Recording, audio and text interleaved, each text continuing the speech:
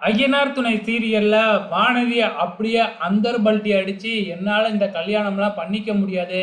நான் பாண்டிய தான் கல்யாணம் பண்ணிக்குவேன். நான் தான் சின்ன புள்ள. விவரம் தெரியாம கல்யாணம் பண்ணி வைங்கன்னு சொன்னா, நீங்களும் உடனே கல்யாணம் பண்ணி வச்சிருவீங்களா? அப்படின்னு திடீர்னு கேள்வி கேட்க, அங்க இருக்கிறவங்க எல்லாம் பயங்கர அதிர்ச்சி ஆகுறாங்க.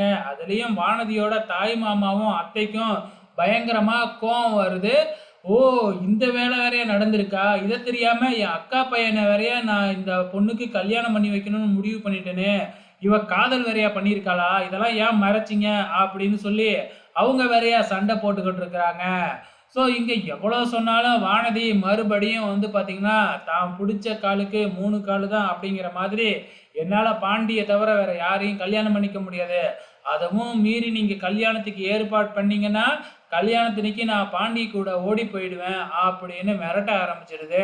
இதுக்கப்புறம் என்ன வானதியோட தாய் மாமாவும், அத்தையும் அங்க சண்டை போட்டுக்கிட்டு, இதுக்கப்புறம் உங்களோட ஒட்டும் இல்ல, உறவும் இல்ல அப்படிங்கிற மாதிரி சண்டை போட்டுக்கிட்டு வண்டி எடுத்துக்கிட்டு கிளம்பிட்டாங்க.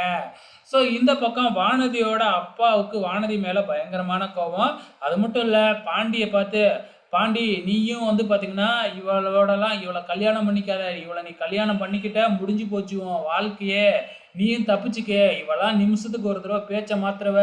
அப்படின்னு சொல்லி பாண்டியயே வந்து பார்த்தீங்கன்னா, இவகிட்ட இருந்து எஸ்கேப் ஆகு அப்படிங்கிற மாதிரி பேச ஆரம்பிச்சுடுறாங்க.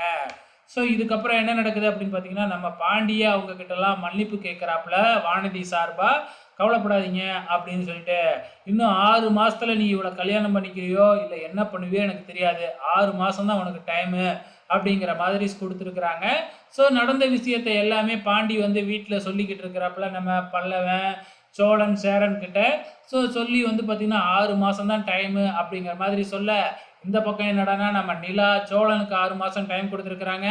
அதே மாதிரி சேரன் வந்து சந்தாவ கல்யாணம் பண்ணிக்கிறதுக்கு 6 மாசம் டைமு. ஆக மொத்தத்துல இந்த 6 மாசத்துல தான் 3 பேத்தோட வாழ்க்கையுமே இருக்கு அப்படிங்கிற மாதிரி போய்க்கிட்டு இருக்கு. இந்த பக்கம் நம்ம நிலாவுக்கு அவங்க அண்ணி ஃபோன் பண்ணி, "இந்த மாதிரி உன்னைய பார்க்கறதுக்காக உங்க அப்பா, அம்மா வராங்க."